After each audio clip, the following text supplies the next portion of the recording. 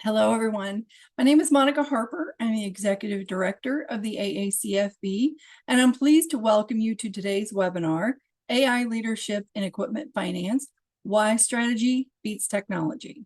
Please note that today's webinar is being recorded, so all participant lines will be muted during the broadcast. However, you can submit a question at any time during today's presentation using the Q&A box, and they will be answered by the end of the webinar.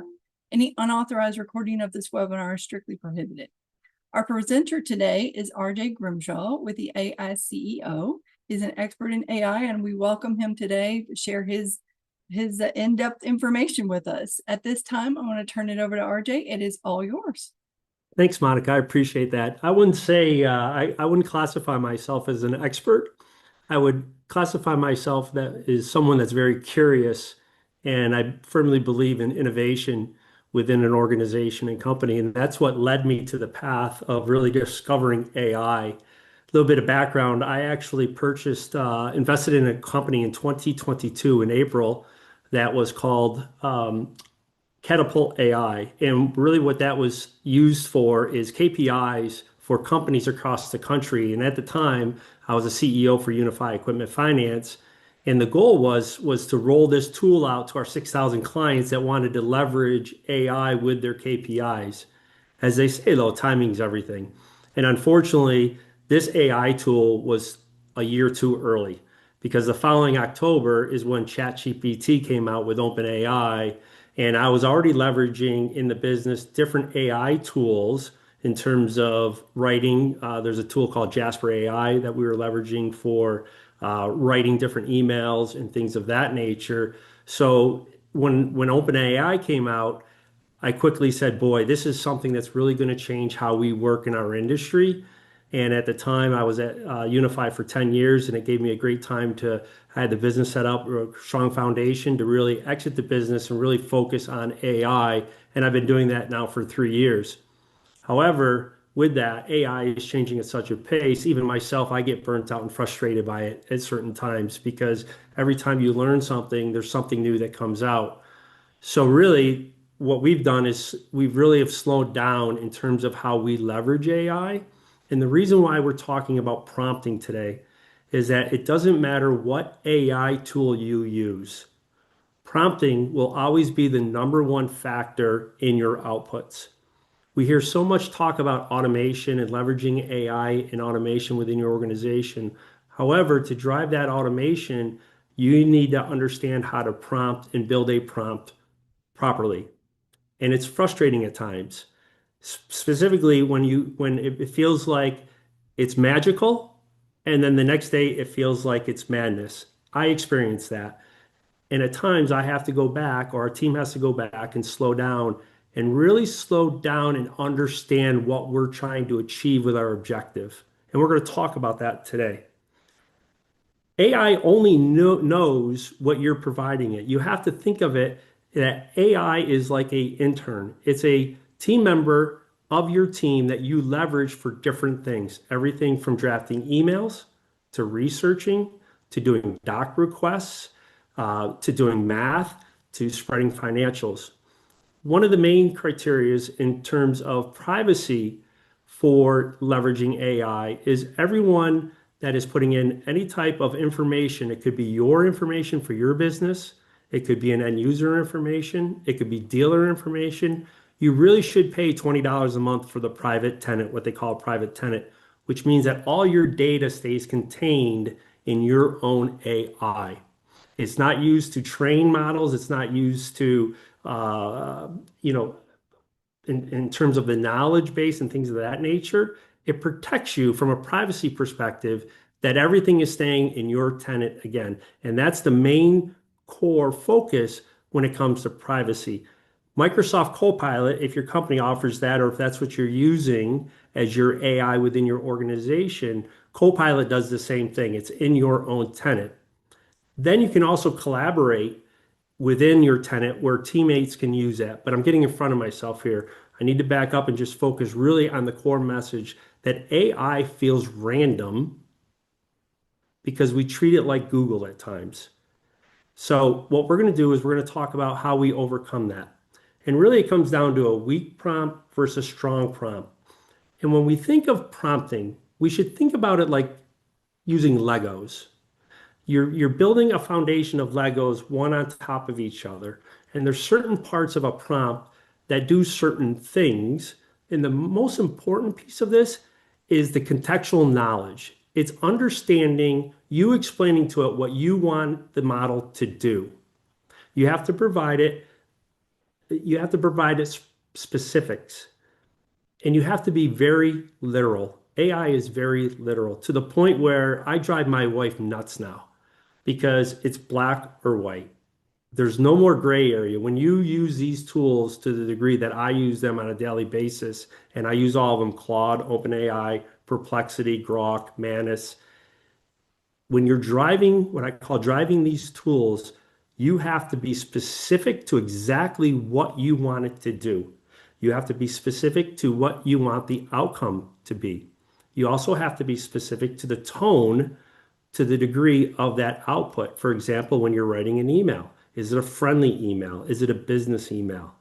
And then you also have to pressure check the outputs by regrounding the prompting. What happens is AI is built on open source and it's built to always be moving forward, always be asking you what is next? What do you want next? As you see when you're prompting, you'll always go on to say, do you want to do this next? And a lot of times you'll say, where did that come from? I don't want it to do that. I want it to stay here. That goes back to the contextual knowledge of the prompting and looking at what you're trying to achieve. So here's an example of a weak prompt. We've done this. Write an email to a landscaper. It will give you an output. It will give you an email. However, it won't give you any contextual knowledge of what you're trying to achieve versus the strong prompt on the right, where you're explaining who you are, a commercial equipment finance broker, and we can actually go deeper than that. We have a tool that will scrape your website to build a persona specifically for you, because that's where the individualism comes into leveraging these AI tools. You don't want to sound like everyone else. You don't want to sound like the big institutions or the big finance companies. You have your own niche that you're trying to fill in the marketplace that you're trying to service. So what we first want to do is build a persona for you as the equipment finance broker. And we do that by just searching a website. We built a tool that will tell exactly what the persona is. And then what we do is we embed that. And again, I'm getting advanced here, but we embed that in your prompting. So every time it understands who you are before you go and serve the marketplace. Okay. So investing a little bit of time, like anything, will allow you to become better at prompting and better at understanding relative to the outcome that you're looking for. So the areas, this is very important. You'll be receiving this presentation. However, when you're looking at prompting, the first thing you want to do, like we just talked about, is the persona or the role. You're establishing the perspective, defining who you are in this transaction or in this engagement with the AI.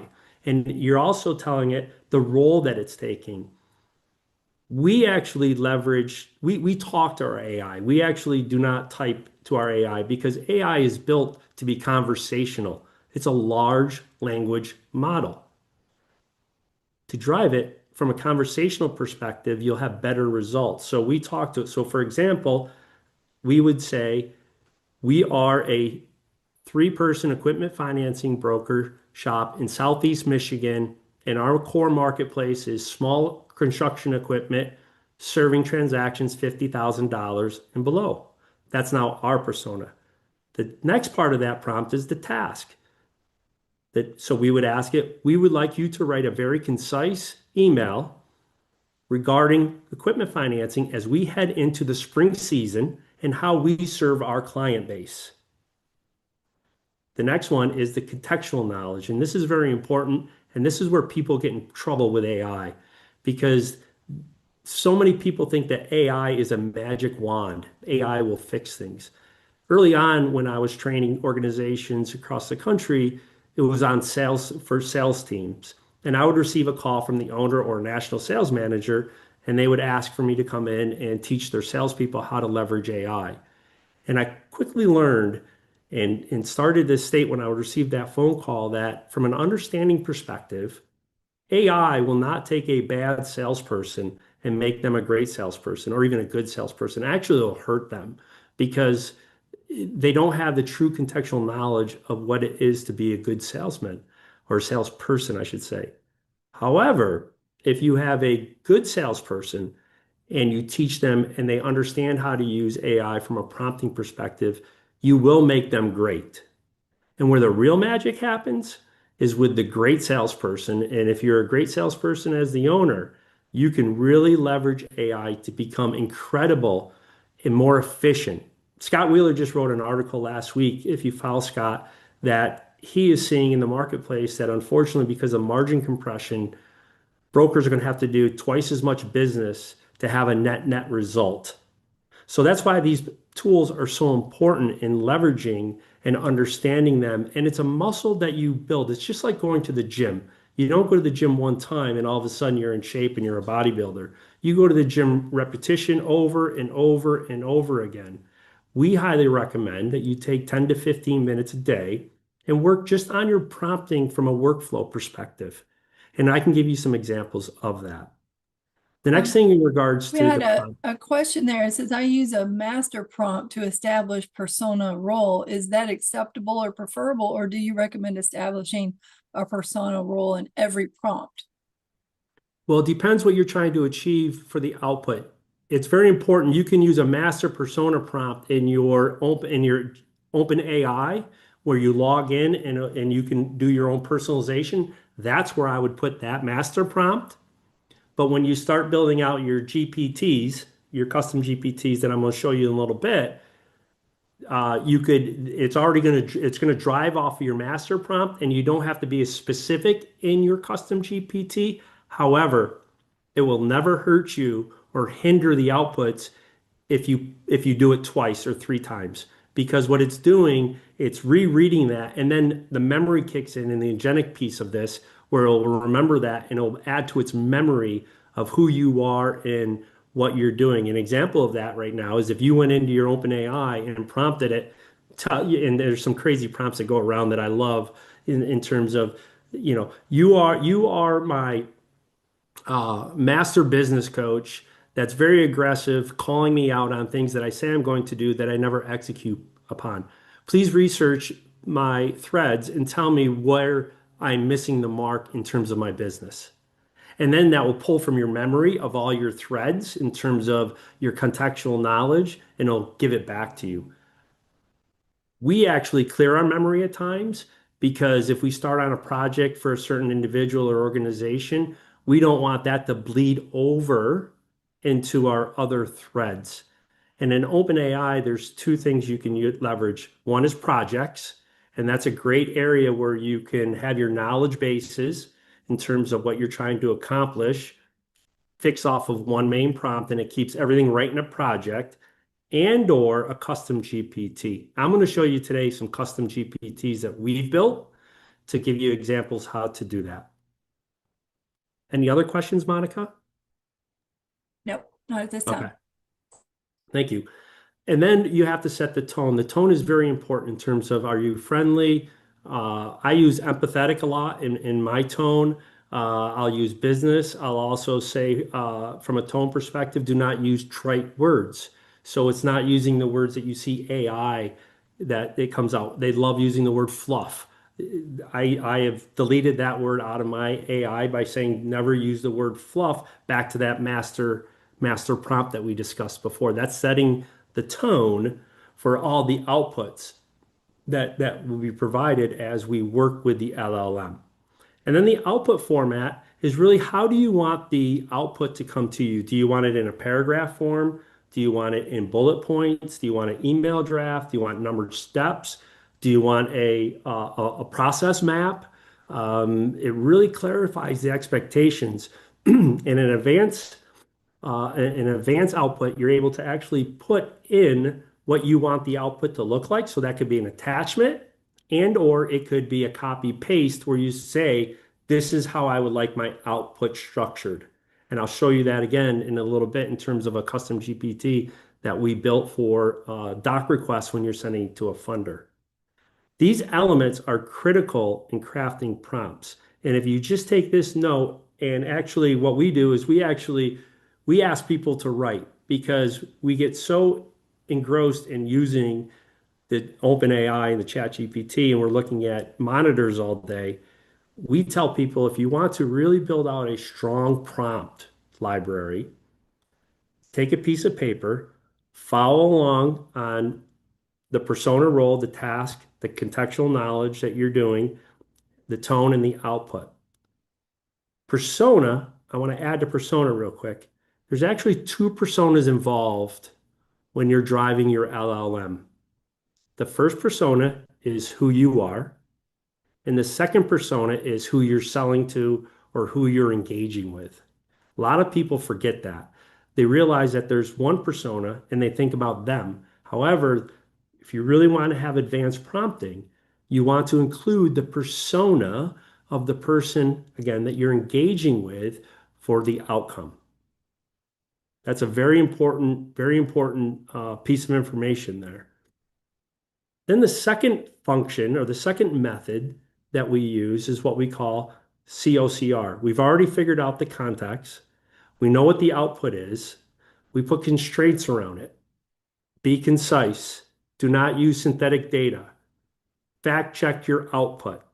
Those are little secrets that we leverage as well. Then human in the loop. We hear about human in the loop over and over and over and over again. And there's days at times that I will be engaging with my OpenAI. It doesn't matter if I'm using 5.2 or 5.1 or 4.0. It just feels like it's gone haywire. And the reason it's gone haywire is because I've cut a corner in terms of building a proper prompt. And then I get frustrated by verifying it because it's way off base. And that's where people get frustrated because it's like, that's not right. That's hallucination. And they give up on using the model. They give up on trying to leverage AI versus working that muscle and building an enhanced prompt. So the verification piece of this is very important, specifically when you're sending outbound emails or outbound communication or doing any type of research relative to your business to validate that. One way to validate this is typically every third engagement that we do with a prompt, we ask the LLM to pressure check above and validate and fact check. That will protect you from it providing any false or fake data, and it will also give you a confidence rating on the facts as well as the prompt. It'll say confidence high, confidence low, confidence medium, and you're able to validate that and get confidence in the output that it's providing you before you send that email to someone or before you do research relative to a topic that you're researching for your business. So, examples of how to use prompting in your LLMs. Email drafting. What I would recommend, and what we do recommend, is that you build what we call custom GPTs for different type of emails. We would build one for funding submissions. So you would build a persona of who the bank is or who the funding source is. You already have your persona, and you would work right through that prompt in terms of the output. Same thing if you're using it for prospecting of current, there's a big distinct difference between current customers and repeat customers. We want to talk differently because they're two different personas that we're engaged with from a business perspective. The third thing we want to do is also leverage the email drafting for long form and short form. When we understand who we're emailing, some funding sources want bullet points, concise. Some funding sources want long narratives. So you're able to have your outputs be reflective of what the funding source is asking for. And we all know some funding sources ask for specific niche things that is good for that funding source, but maybe another funding source doesn't leverage or use. So that's where you really get into the custom prompting and building out that Lego that I talked about relative to a foundation versus having to go in and redo that every single time. So what I would highly recommend is take your number one funding source, do a persona search on who they are, and then build out your prompt on what you're trying to achieve with that funding source. If it's around specific transaction sizes, specific assets, specific nuances in terms of credit scores. And remember, all this is in your tenant. So you're not doing anything from a privacy perspective that will get you in trouble. Okay. As long as you have it set up, you're paying for it, it's in your tenant, and you have it set where the data is not being used to train other LLMs. And if you have questions, email me that. I can send you a Loom video real quick on how to set it up. It's really easy. And also, I can show you how to do your master prompt that we talked about before. Another area to leverage LLMs is research. And this is where it goes back again to your prompting. You have to give it the proper tools to understand what it wants to search versus saying, hey, explain to me section 179. Okay. You want to get very specific and ask exactly what you're trying to achieve from that research. For example, I'm going to show you an example a little bit in terms of you want to research to sound different than maybe your competitors with a model by asking it certain questions relative to that specific industry to add value versus just asking for another transaction, where you can have common ground and have developed that relationship with either prospects and or existing customers and or dealers and vendors. That's where the magic comes in with these different prompts. You can really start to sound different versus everyone else when you're engaged with a proper framework of how to prompt. Any questions, Monica? No questions, just a comment from Paul. He said he was skeptical in the past and he's been playing with Google Gemini to assist with the creation of solicitation emails, follow-up emails, and to draw pictures. So you started by referencing prompts and you've got all his attention. He's very impressed and thanks you for sharing your time and knowledge. Yeah, and Gemini is an amazing tool. There's really no bad tools. All the tools serve a purpose and serve a, and there's always debate on which model will come out, 3 years from now. You can never go wrong with Google Gemini. They have the largest knowledge base, and it's an incredible tool. But the skill set that we're teaching here today, and the skill set that I would focus on and study and learn, is how to drive these machines, how to drive these LLMs with the prompting. So, a couple non-negotiables, the billboard test. If you wouldn't put it on a billboard, don't put it in public AI. That is the AI if you're not paying the $20 a month. That's a public AI. They're going to take that data, they're going to distill it into the learning models, and now it's not private any longer. So if you're not using your own tenant, think of it as a billboard. Would you put it on a billboard? The calculator rules. Sometimes we try and leverage AI from a math perspective. We've had clients trying to build amortization schedules within a model, and it's just not built to do that. Never trust it with a rate perspective and or amortization. That's why we have t-value versus having trying to leverage the models. We've actually have built a t-value GPT that you can actually put your context into that and have it teach you how to use t-value for different type of structures. And then we always have to remember that AI is a team member. It is a team member that we leverage. It's never going to replace anyone. However, it's a team member that you can leverage in terms of your marketing, in terms of analysis, in terms of research, in terms of just helping you do your job faster. From a doc request to a email to a funding source on a transaction to researching a certain marketplace. Matter of fact, we have a client that leverages it. Their salespeople use it for business development in terms of the dealers that they're going to hit based off the personas in their geography, and then they build out talking points that the sales rep should be talking about. So they're giving consistent tools when the sales rep is calling on that dealer and or vendor versus the dealer's persona versus walking in and sounding like everyone else. That's how AI should be used to really evangelize who you are and assist you to sound different. Because if you don't do that, AI sounds like everyone else. Here's another little secret for inside baseball. If you notice your outputs, there's a lot of dashes and outputs. And if you go to LinkedIn or any posts or any websites and you see a dash in the middle of a sentence, that's what they call an M dash. Add to your prompt, remove all M dashes.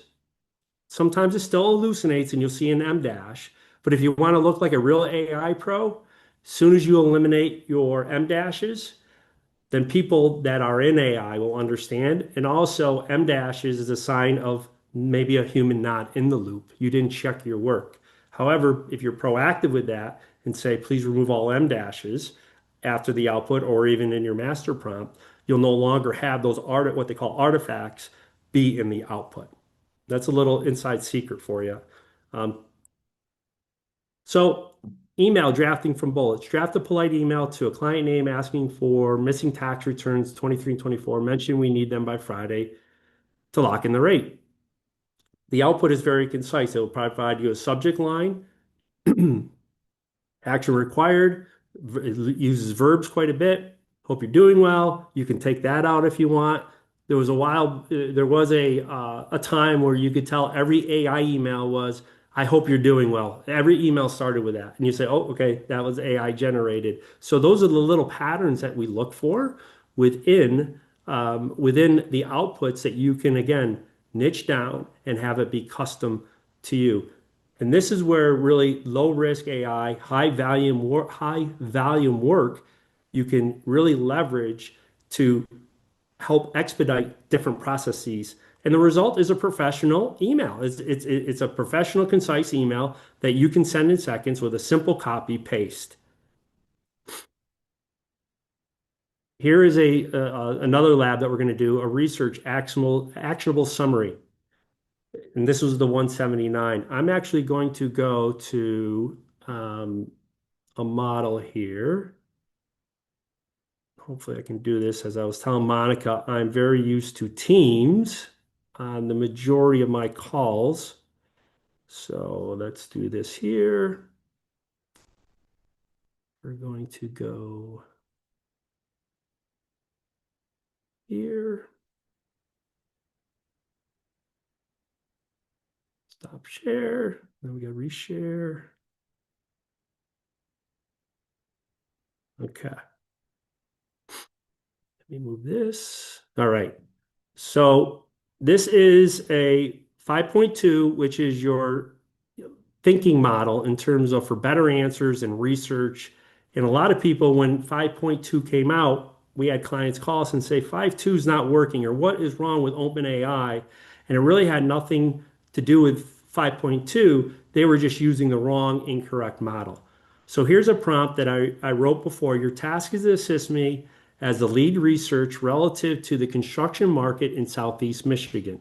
So there's our context, there's our persona, who they're doing, the tasks that they're doing, Southeast Michigan headwinds that they could be facing for conversations that I can have with potential clients and add value to them. Have your output be concise, bullet points, and high value. And again, how we leverage this and how we would recommend you leverage this, it gives you talking points where you sound knowledgeable in an industry that you're serving versus just always asking about financing from a sales perspective. Labor availability, it gives you the right where the data came from a validation perspective. So you're able to look at it and say, here it is. So this is the human in the loop part of that. Materials escalation, volatility, budget blowout risk. We're all talking about the tariffs, unfortunately, and what's taking place with that. Power and utility, public infrastructure is strong, but procurement is painful. What I would now do with this, commercial demand is uneven. I would go in and again, I talk to it. So I would say, please provide me the top 3 most valuable data points that I can put in an email.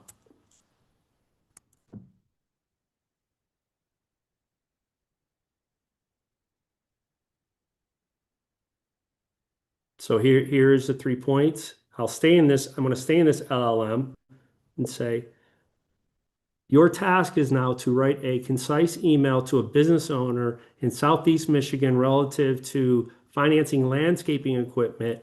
However, sprinkling in the data that is above for a high value output email. Use bullet points and be very concise. No trite words. And again, it's conversational.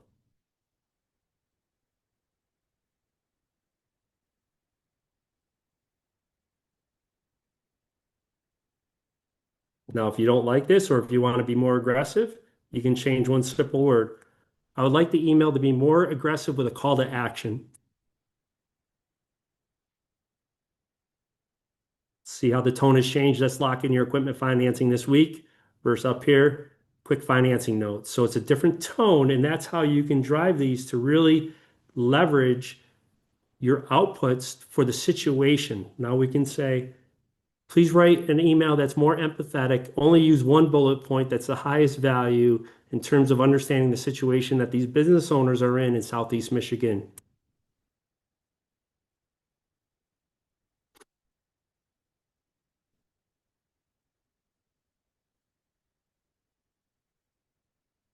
So those are three examples on how we started with research.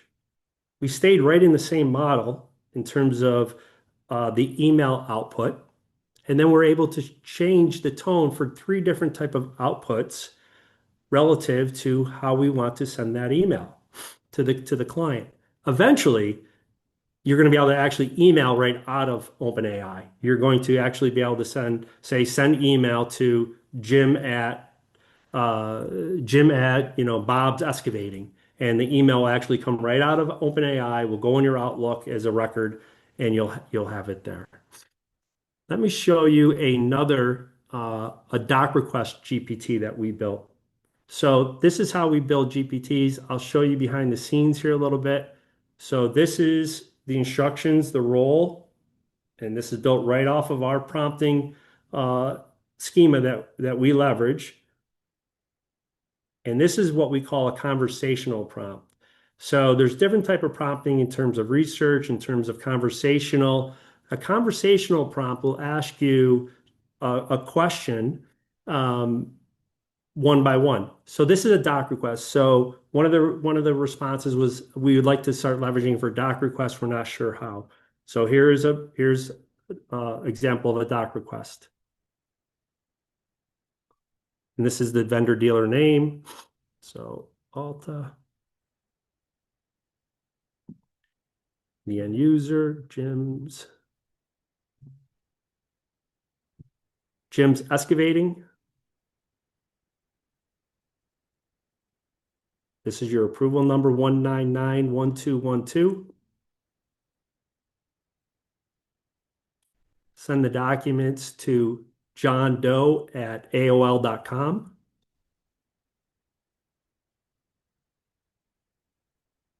315-529-2903.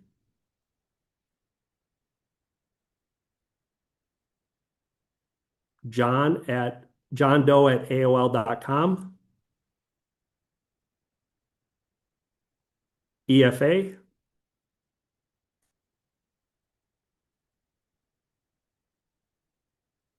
$35,000.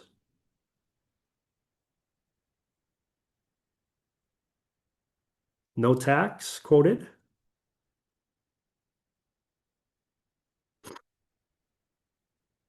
$35,000.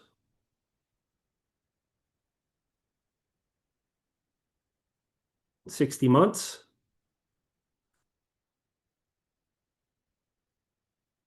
$399.99.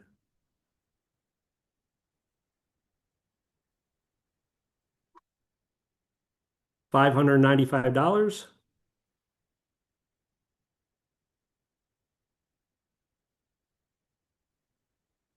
Use tax exempt.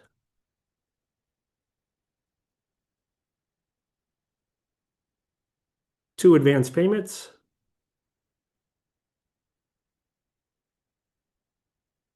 No pre-funding.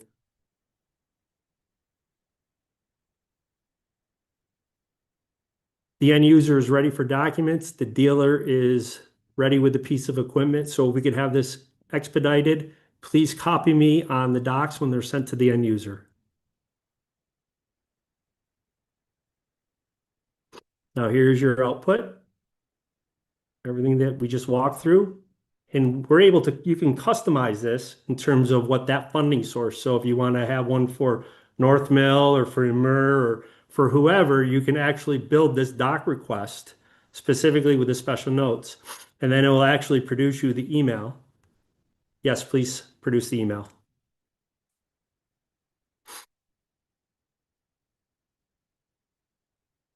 Simply a copy paste. And you're able to also, this is generic in terms right now, but you could actually have Emer's or whoever the funding source's email built into the GPT as well as your contact information.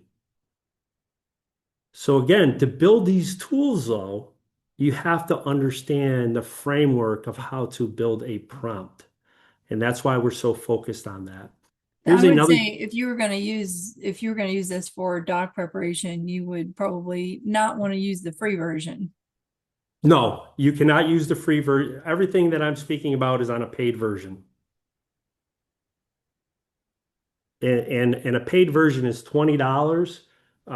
It's the best $20 that you'll ever spend in terms of a cost, in terms of leveraging it to get a return.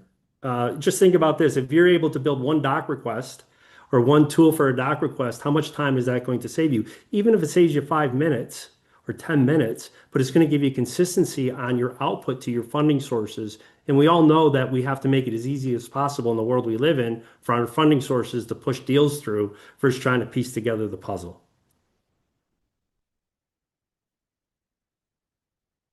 Here is the T-value tool that I spoke about earlier. It's just an instruction knowledge base.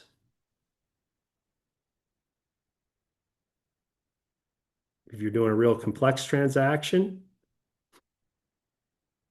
um, this is another tool that we use. This is what we call the prompt surgeon. And this is, we've been working on this for a year and a half, and this is free. Just email me, I'll send it to you. And this is a shortcut on building your prompts. So you can actually take any prompt that we've used here. Let's see here. Um,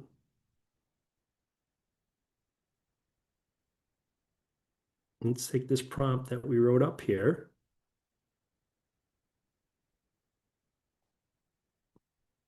And we put it into our prompt surgeon.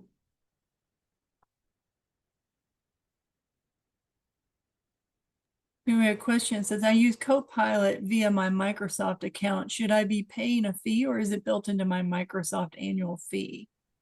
It's built into your annual Microsoft fee, as well as if you're leveraging Microsoft Copilot, you are in a private tenant as well. So you're protected there.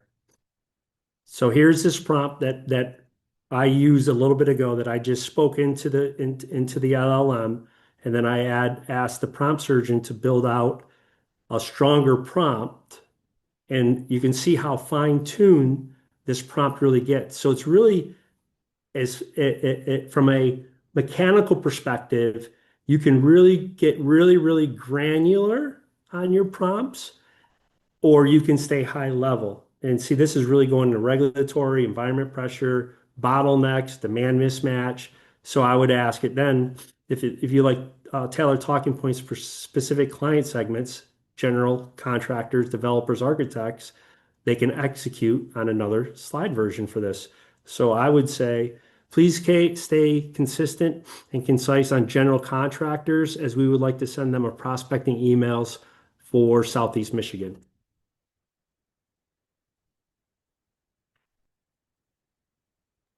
Do you find one AI to be better than the other when it comes to this sort of thing? Yes, the answer is yes. However, I would hate for people to get caught up on trying to figure out what model to use for certain things and lose focus on prompting. Because if you're not able to prompt well, it doesn't matter what model you're using. For example, we use Grok for real-time market sentiment because the database that it's leveraging in terms of the knowledge is up to date every single day. Where if you use 4.0 like we're using here, the data point is cut off, so it's not going to have current data up to the moment, if that makes sense. Yes. Okay. If someone would like to put their website in the chat, I could copy paste it and show you what I spoke about earlier relative to the persona of their organization. This is our brand persona tool.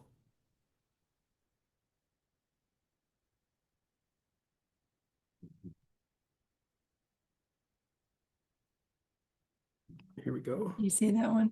Yep. Thank you, Bill.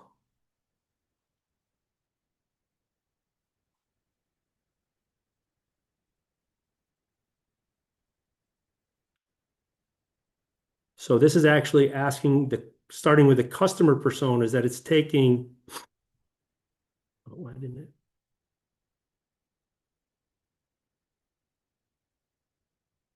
There we go. So Bill, this is who by reading your website, who it believes you are selling to. Growth-focused business owners, equipment buyers, decision makers in the business across manufacturing, construction, technology, healthcare, energy, food service, waste management, who need capital to acquire. And that's again, it shows you where the information comes from, the demographics. The psychographics is another. We use what they call NLP, which is your psychographics in terms of business development emails, which is extremely powerful because it provides an output that is easy for the reader to understand, specifically for the demographics that you're sending that email to. Trigger and needs, what the trigger is for them to leverage your services, your partners, your stakeholders, borrowers, investors seeking specialized opportunities. Here's your brand voice and positioning cues, your tone, professional, solutions oriented, engineering.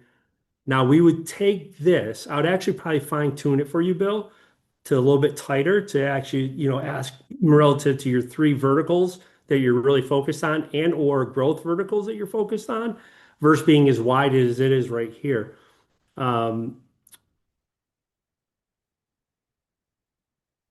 so you're also, it takes into consideration your dealers as well as your end users. Okay. Provide a competitive positioning analysis or recommend messaging refinements to better target these personas. Please provide a competitive positioning analysis with refinement to better target the personas that you feel are high value for us to serve their equipment financing needs. Be specific and concise and stay on task.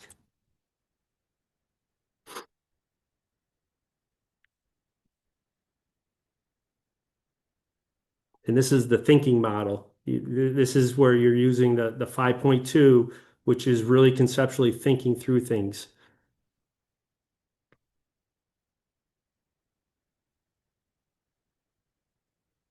So this is who is showing that you're competing against traditional banks, captive finance arms, which a lot of this we already know. This is common knowledge. However, the differencing in your outputs in terms of your communication is you're not selling money. You're trying to sell capital architecture for equipment-driven growth. Very strong. This is an M dash that we talked about right here. This little artifact right here, that's what they call an M dash. High value personas. So now it's going to prioritize your tier one and why, tier two, why, your competitive gaps and refinement recommendations, reframe speed and precision, elevate the engineered concept of decision framework.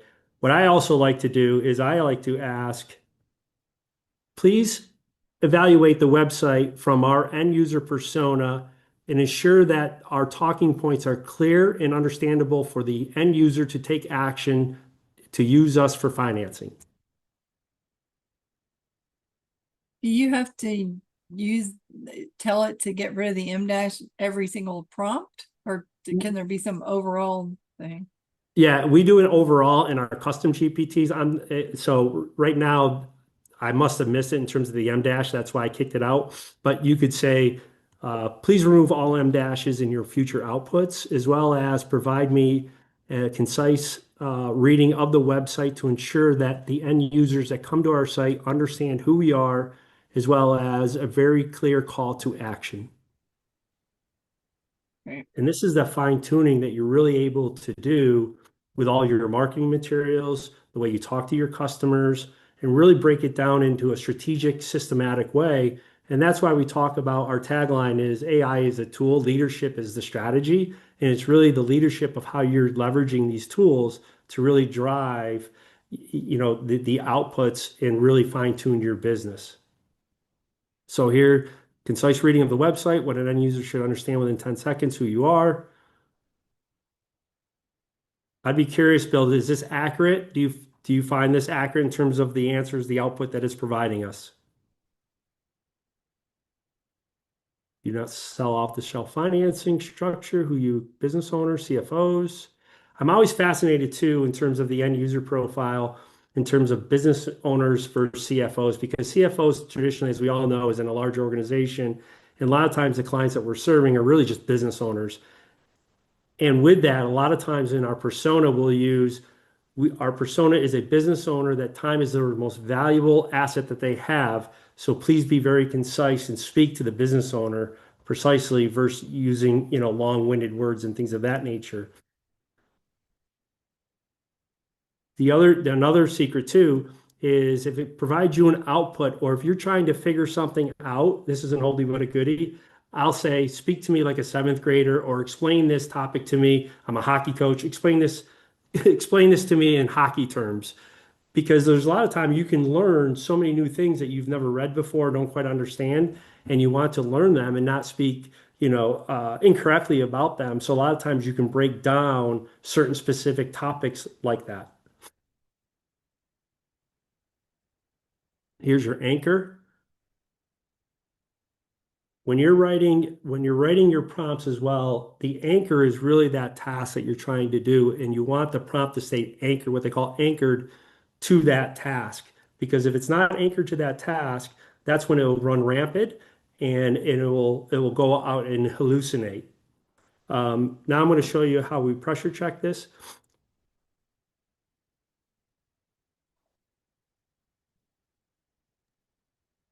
And Bill says yes to accuracy. And he said a team member spent a lot of time refining their message about who they are.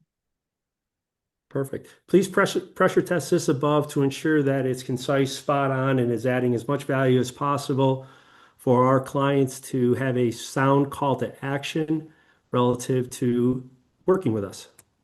And this is just that fine tuning over and over and over again. I love the pressure test. Another tool we use is what we call red team. Please red team this to validate.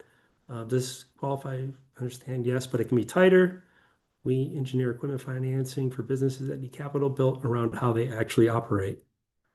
Um, Pressure test value to the client. Does this message clearly answer why would I talk to you instead of a bank, captive, or broker? Partially, the differentiators are present, but not explicit enough. Your value is not speed or access, it's structure and judgment. An interesting fact also, right now, the number one degree that people are hiring for are English writers. And the reason why that's the number one degree that people are trying to hire English writers is that they can articulate and they're very literal in the English language. And when you really get fine-tuning prompting, you'll be amazed on how one little word will change that output. Not worse or better, or it doesn't make it where you should not be using these. It's that fine tuning again. It's that muscle that you're using prompting to the degree that it should be. Then you look over here on my left, you can see the different GPTs that we've built out. Here's a equipment finance strategy, and this one's been used over 1,000 times. I'm not able to see any of the prompts or the outputs. It's just a tool that we built off of knowledge bases relative to the CLFP, 25 years of my sales training with NLP. You can see the documents. I'll show you the documents here that we use as our knowledge bases. So here's all the different knowledge bases that we have in terms of driving this LLM and then to use it as a sales tool. So if you have a brand new sales rep that you're training, you can ask them to leverage this mod or leverage this tool relative to who they're calling on and everything we talked about. And it's a shortcut that it's already been built for them, so they're not having to build out the persona. So with that being said, I have 10 minutes left for any Q&A. Great. And just as a reminder, you can put your questions either in the Q&A box or the chat. Most of the interaction's been on chat, but you can put it in either place. Or you can do the raise your hand feature if you would like to speak. Monica, you asked earlier in regards to what models or what LLMs we like more than others. Here's just an example of using OpenAI, all the different models that you're leveraging, and how you pick those is just drop down right here, and you can pick the different models and how they should be used. So drafting email from bullets, GP 4.1, Claude, Sonnet. Claude is a very powerful tool. If you're using Excel spreadsheets, Claude hands down is the best tool to leverage. You're able to put a Excel spreadsheet and ask it to analyze it, ask it to reformat it, ask it to do the macros in it. It's an extremely powerful tool, the Claude Opus and or Sonnet, and as well as you're able to do projects. Monica, if you want, I could come back and do a training on how we leverage projects in OpenAI as well. These are projects right here that I discussed earlier. So here's my different projects that I have, and then you can see the different threads. Maybe that one doesn't have any threads. That could be a brand new one. Here's the different threads that are in this project. And then here are the files from a knowledge base perspective. And here's my instructions. And this is, again, another tool when I'm working specifically on building agents. I can come in here, keep track of all my chats. It doesn't bleed out into the other threads. And then I'm able to just leverage this and build out different tools that I'm using to serve our clients in different phases and things of that nature. And we have all kinds of them. I also use it for personal, for vacation planning. It's a great tool for budgeting, for tax work, because it gives you a repository where you're able to go back and reference, and it's memory based, so it keeps it in that what we call project and thread from a memory perspective. We have Paul wants to ask a question. I'm going to unmute him to speak. Thanks very much, Monica. I'm very impressed. I appreciate your sharing your time and knowledge, sir. Very impressed. And it's very overwhelming. I'm right back in sophomore English class. Question. A simple question, I think. I'm in Google Sheets. I have a list of company names, company addresses, including city, state, zip code, and I have another column off to the right. Can my AI tool go out onto the internet, retrieve a phone number, the primary phone number or phone numbers for said company name and address, and return by populating a column of cells in Google Sheets? So let's take, Paul, one task at a time. So the first task you would ask your LLM is, per the list of clients here, I would like you to go what they call scrape the internet and bring back active phone numbers, an active link to the website, and an active contact from the website. So that's the first task. The second task to that would be when you put it in your Google Sheet, there's typically an area where it'll ask you in Gemini on the side, would you like to format or template that input? And then you can say yes, and then you hit insert and it'll go into your Google Doc. And so the answer to the question I'm hearing is yes, I could populate a Google spreadsheet with data scraped from the internet. Correct. And if you're using Gemini, you can actually ask Gemini to build you that template to say, please provide, this is an inside hack as well. You can ask the LLMs to build your prompts for you. Just tell it, again, conversationally, tell it what you want it to do. I'm doing business prospecting. I'd like you to scrape the internet for the contact phone number, contact email, bring me back the link of the company's website, format it into a Google Sheet, that I'll be able to leverage to take notes on. Then it'll give you your output. And then you can say to Gemini, build me a prompt to automate this output into that Google sheet. And then it'll just format it. It's amazing. We build questionnaires where you used to have to type it in and things of that nature. And I'm sure Survey Monkey probably has that for you, Monica, to a certain degree, where you just tell it what it wants and it populates and builds it now for you. Amazing. Thank you. You're welcome, Paul. Thank you for the compliment.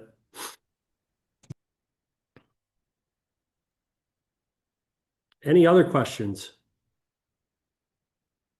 I am not seeing any questions, and I know we only have about 4 minutes left. So yes, at this time, we'll wrap it up. And do you want to provide your email address in case somebody wants to reach out to you individually? Sure.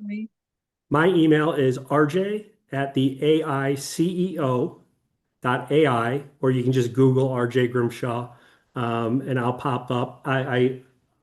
My calling is to help business owners in equipment financing. That's all I want to do. And anything I can do, I'm here to help. I'm here to serve. I'm here to answer questions, give you the proper tools. And as Paul said, it is a lot. It is a lot. I'm not going to disagree. I've been doing this for 3 years and I learn every single day. I get frustrated every single day. But it's a muscle that you need to continue to work, or find the tools that are pre-built. Be very careful though, because a lot of companies are selling sizzle right now and they're not actually working tools.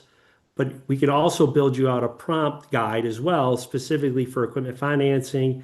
And we'll work with you. And it's not very expensive for us to do that, to work with you. So at least you have the tools.